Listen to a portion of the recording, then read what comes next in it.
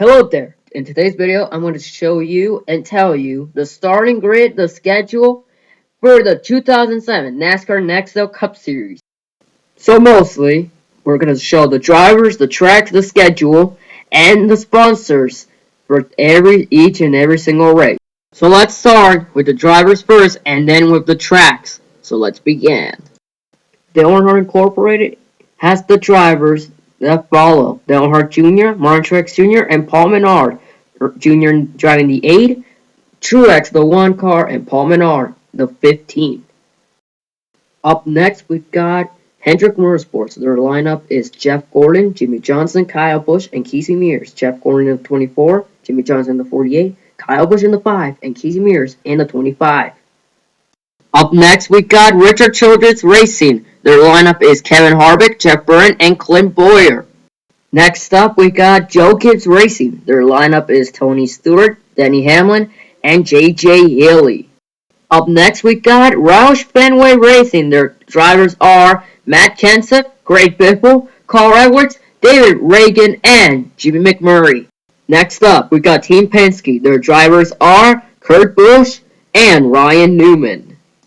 Next up, we got Chip Ganassi Racing. Their lineup of drivers are David Stremme, Green Sorensen, and Colombia-born driver Juan Pablo Montoya.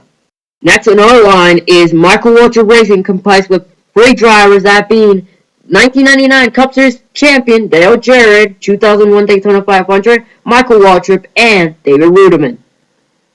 Next on our line is Petty Enterprises. Their drivers are 2000 Cup Series champion Bobby Labonte and Kyle Petty.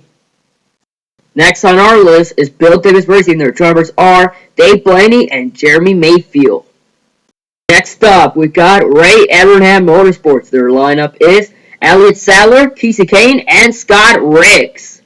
Next in line, we got MB2 Motorsports, rebranded again Racing. Their drivers are Sterling Marlin, Joe Nemechek, and Mark Martin, having a part-time schedule, and he's going to split in that ride with other drivers.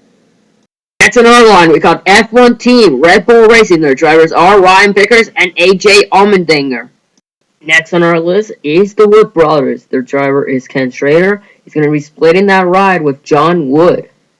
Next on our list is Yates Racing. Their drivers are David Gilligan and Ricky Rudd, filling the 88 after his retirement in 2005. And here we have the rest of the drivers for this 2007 season. Some of them are also going to be splitting rides. Some of them are going to have their full-time rides.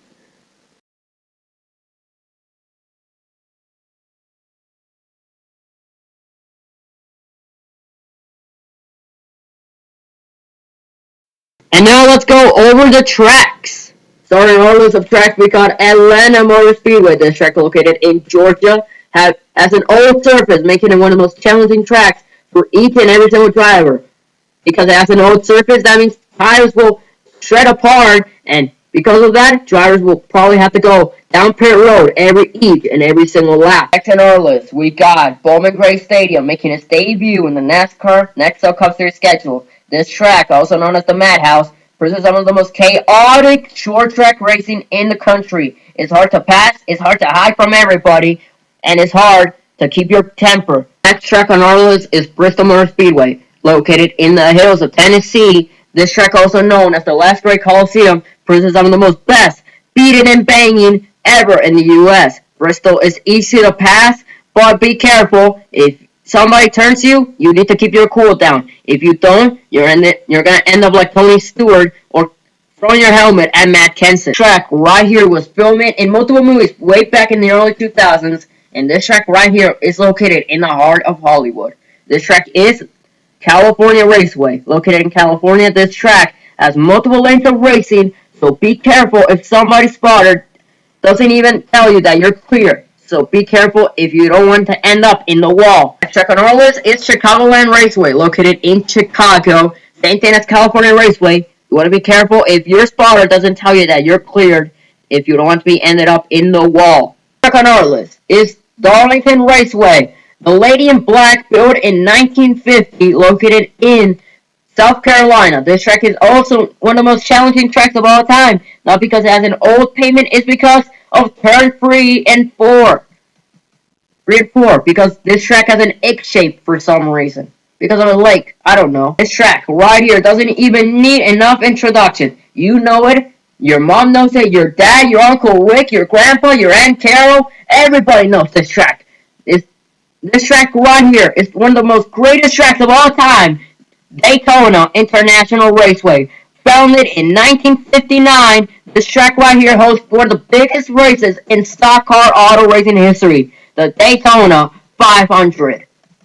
This track, located in Delaware, we got Dover Raceway. This track, also known as the Concrete Mile, also known as Miles the Monster. This track is not really that challenging, but it produces some of the most high speeds here in NASCAR. So yeah, that is Dover. Nothing else to say. It's just Dover. Next track on our list, we got Homestead Miami Speedway, located in Homestead, Miami. This track hosts one of the most important races ever, being the season finale. This track right here doesn't even know enough introduction. You know it, your mom knows it, your dad, your Uncle Rick, your Aunt Carol knows this track. This track is the Capital Racing Indianapolis Motor Speedway, located in Indianapolis, Indiana, hosted one of the most important races of all time, the Indy 500. If you win this race, you can able to kiss these bricks right here. Located in wine country and located in California, we got Infineon Raceway. This track has to be one of the most challenging road courses here on the planet because of their many elevations through the S's and the carousel, and also a pit of S's. If you're a road course specialist here in this track, you can easily get an easy win here at Infineon. Our next track on our list, we got Kansas Speedway. Same thing as Chicago and California. If your spotter is being not really good at his job, you can easily end up in the wall in any single moment. This track. Next stop on our list, we got Las Vegas Motor Speedway. This track located in Las Vegas, the gambling city. This track is not basically the same thing as California, Chicago, and New Hampshire. This track is not really that challenging though. Next track on our list, we got Charlotte Motor Speedway. This track located in Concord, North Carolina. This track is home to NASCAR home base. This track also hosts one of the most important races on NASCAR racing history, the Coca-Cola 600, being one of the most longest race of the season, and another race being the All-Star race. If you win that race, you can get $1 million.